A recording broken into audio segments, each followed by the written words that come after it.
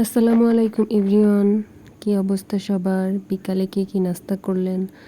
বিকালে কি খাবো, সকালে কি খাবো, এ যেন গৃহিণীদের একটা বিশাল একটা সমস্যা। তো বাসার সবাই যে ফ্রেঞ্চ ফ্রাই পছন্দ করে, তো ভাবলাম আলু আছে, আলু দিয়ে কেটে ফ্রেঞ্চ ফ্রাই ভেজে দিই। আমাদের বাসায় আবার আমার আম্মু আবার ডিম দিয়ে মাখায় তারপরে ভাজি করে।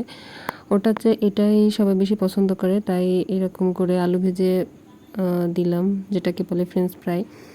প্রত্যেকদিন সাধারণত চা করা হয়, কিন্তু আজকে কেউ গরমে চা খাবে না।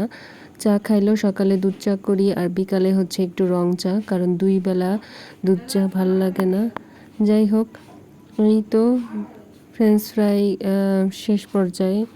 তারপরে কি খাবো ভাবলাম যে নুডলস আছে, দেখি এই ফ্রেঞ্চ ফ্রাইয়ের পর আর কি করা যায়। আর চিকেন ছিল না, মানে হুট করে আবার চিকেন বের করা ফ্রিজ থেকে, কখন খুলবে আসলে। মানে একটা কিছু করতে গেলে ফ্রিজে কোনো জিনিস রাখা থাকলে সেই জিনিসটা আবার বের করে কিছুক্ষণ আগে বের করে না রাখলে তাড়াতাড়ি করা যায় না কোনো কিছু। তো দেখলাম ফ্রিজে চিকেন বল আছে, তো ভাবলাম চিকেন বলটা দিয়ে কী করা যায়। সবাই কি খাবে, কি করবে, মানে এক একজনের এক এক মতবাদ। বিকেলবেলা নাস্তা করতে গেলেও এক ঝামেলা। এই ঝামেলা থেকে মুক্তি নাই যে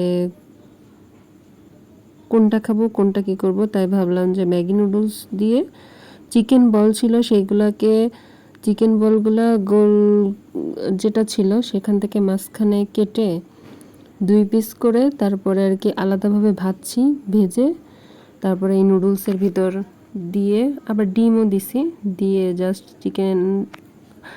চিকেনের বিকল্প হিসেবে, মানে মাংস কেটে আলাদাভাবে ভেজে করতে চাইছিলাম নুডলসটা, কিন্তু চিকেন বল ছিল, সেগুলো মাঝখান থেকে কেটে কেটে এই নুডলসটা তৈরি করছি যাতে সবাই একটু পছন্দ করে।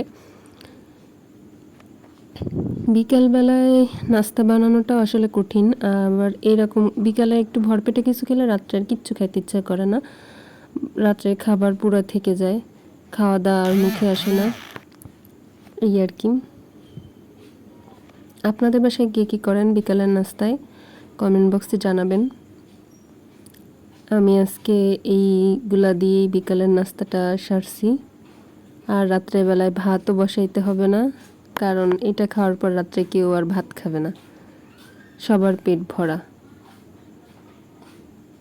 সব সময় যে বিকালে এরকম ভারী নাস্তা বানাই সেরকম না, মাঝে মাঝে তৈরি করি আর কি, এই আর কি।